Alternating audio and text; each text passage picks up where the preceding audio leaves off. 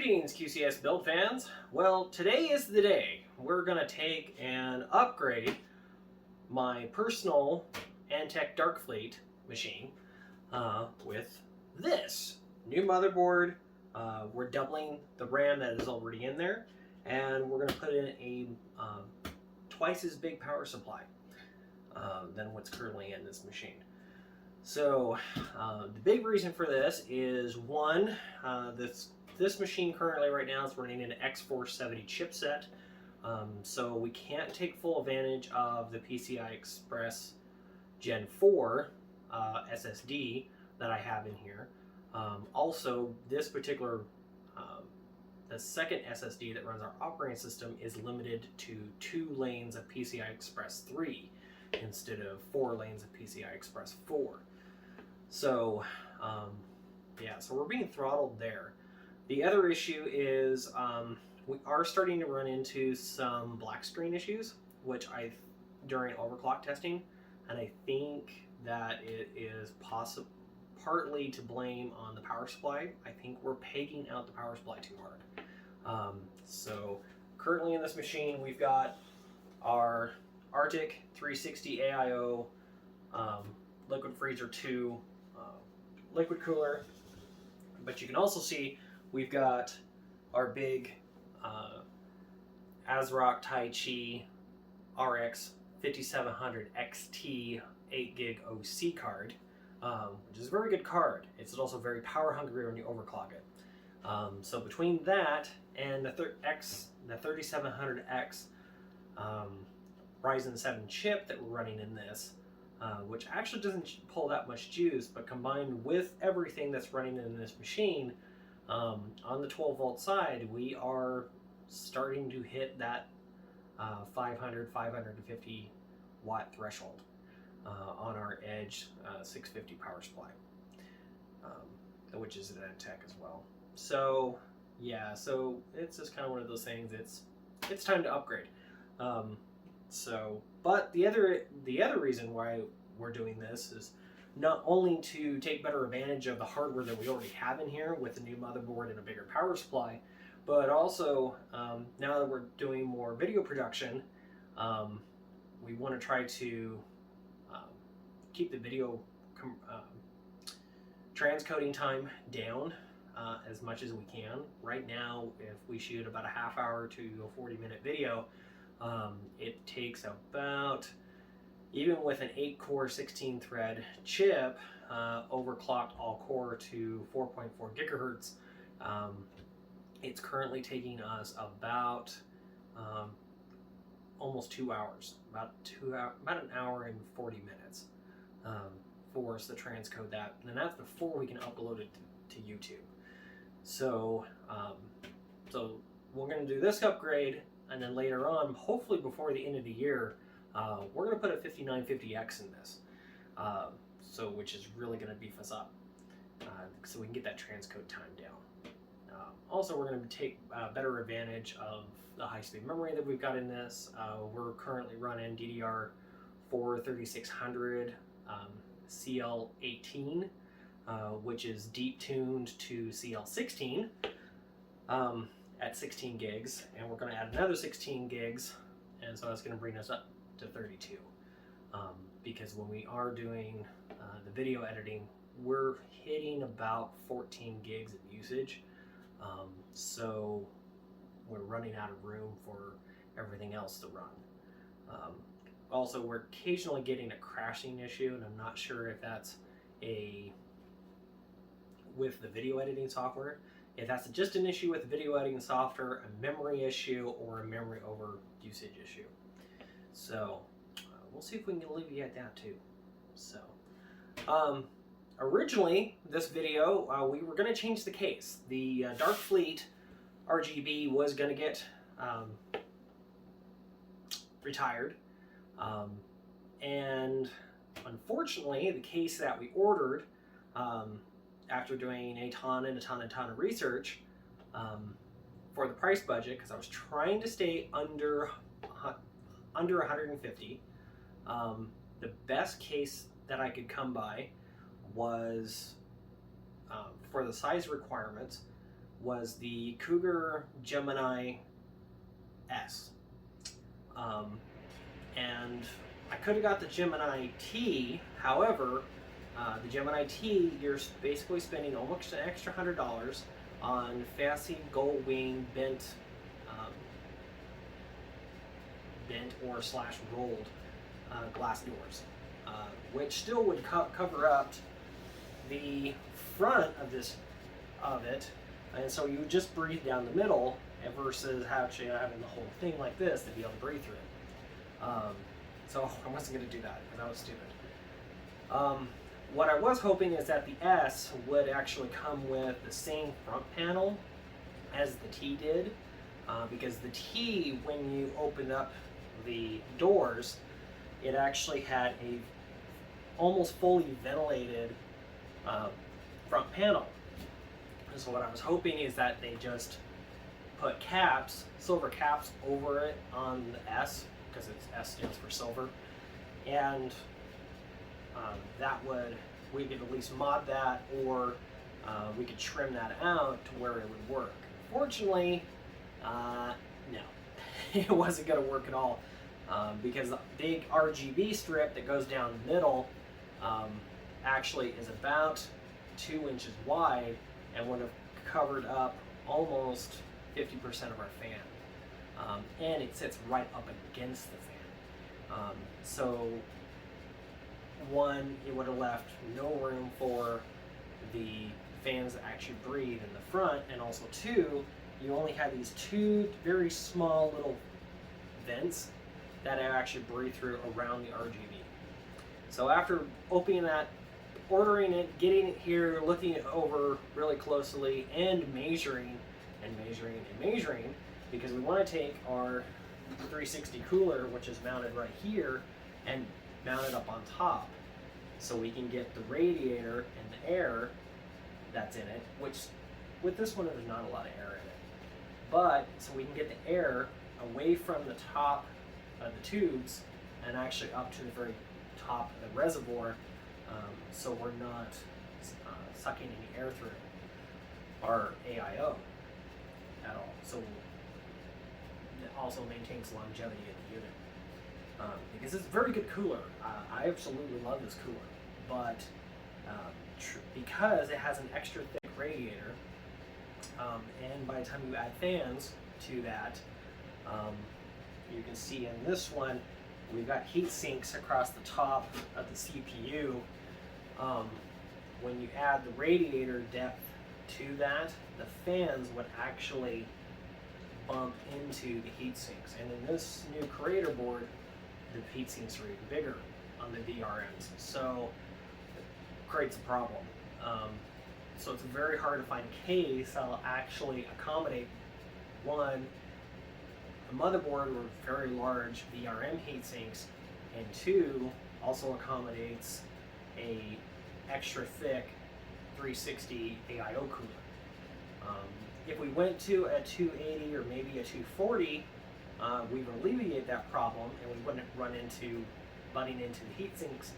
However, we also lose performance, because a 360 does cool a lot better than a 240 and even a 280. So yeah, so it kind of leaves us in a bind. So we're, kind of stuck. So this has been a really good case. I really like this case. I originally got it because it was pretty, but over the years, it's actually just been a really good workhorse of case.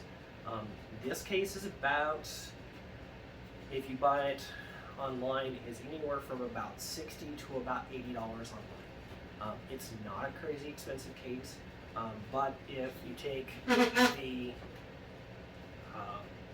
smoked plexi panel off and put a big 360 cooler in the front, and sandwich the case between the radiator and the fans, one, you kind of get this cool grill look to it, but also two, it works extremely well. This will keep this 3700X Ryzen chip, will keep it cool all the way down to about 50-60 degrees Celsius. when even on a workload, so, or gaming or anything else. So it actually does really, really well. So for what we're doing. So, but yeah, so that's it for this. Go through this real quick. So we're going to go ahead and we're going to put in our Thermaltake 1200 watt power supply. This one's fully modular. I believe this, the 650 Antec Edge that's in this is fully modular. I did go with a platinum grade power supply because I do want efficiency. I want to know what I'm getting, what I'm putting in is what I'm getting out, and I'm not going to have any dip off. Because also the other reason for going to a 1200 on this too is there's a possibility that we might end up buying a second Taichi video card and run Crossfire on this, so we can have that 8 more gigs of video RAM on here, and it would be less expensive to do that than it would be to buy a new Radeon 6800 XT or 6900 XT, which are going to be about $800 to $1,000, and especially a lot cheaper than buying a new RTX 3080 or 3090, which is of course ridiculously overpriced, just to get double the amount of video RAM. So yeah, so that might be the direction we go. But if we do that, it'll be next year. We'll wait and see if the Taichis drop down in price at all. So there's our power supply. In this, we're going to run the same G.skill Trident Neo RGB memory that we're currently running in the unit. This is 3600C 18 double-sided memory with a little overclocking and a little tuning. It will run the current set of sticks that we have in here actually will run 3600 CL16, which does give us a pretty significant uplift in performance. So we should be able to run the same. I don't know if we're going to get the exact same performance out of it because it is 4 sticks instead of 2. So some of our secondary timings might not get as tight because this set on this board clocks very, very well. We can get our timings down to single digits in some of our secondary timings, and in our forward active window, we can actually get our forward active window. We can get it all the way down to the teens. Actually, without it crashing, it actually runs best at about 20 to 22 cycles, and so that gives up. That's the balanced optimal performance. So very good RAM. Really like G.skill. It's always been good stuff. And this is the heart of the system. Is the new. This is the AsRock X570 Creator board. This is as high up as you go in the AM4 line of X570 boards from AsRock without going to the Aqua. The Aqua is basically this board with a giant dual water block system on it. So we're not doing liquid cooling.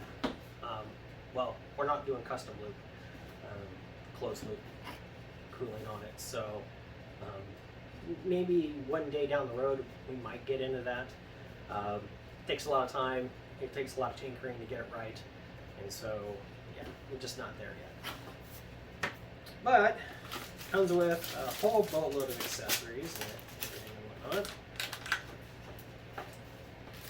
So just take all this, put it over here for now. Yes, it comes with 2 books. But the big thing with this one is this board will match up to the Threadripper Master X399 board that we're running in the backup server. So one of the big reasons we went with this is because one, you can see the heat sinks on this thing are huge. And it actually does have a heat pipe right here. It actually runs between the side VRMs and the upper VRMs. This unit has wireless. I'm pretty sure it's AC wireless. I don't think it's AX wireless. I don't think it's 6 gig. Let's double check here real quick.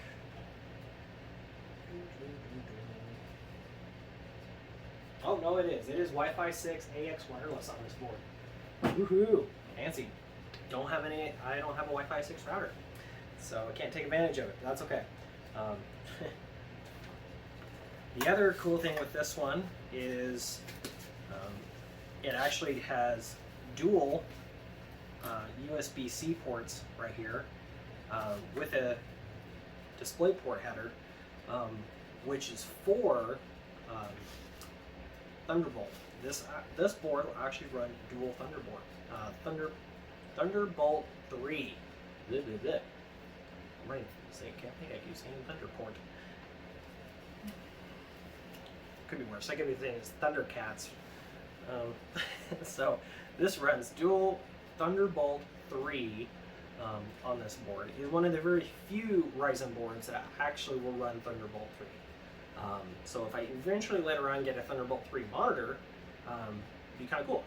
The cool thing with Thunderbolt is you can take and you can plug your keyboard, your mouse, your monitor all into the same USB-C port on the back of your computer, and you just end up using one port instead of having to run 3 cables down to your computer.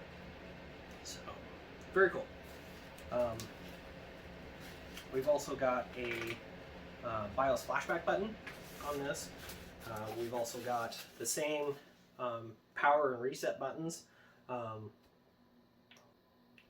with the postcode readout on this, so that makes it really nice.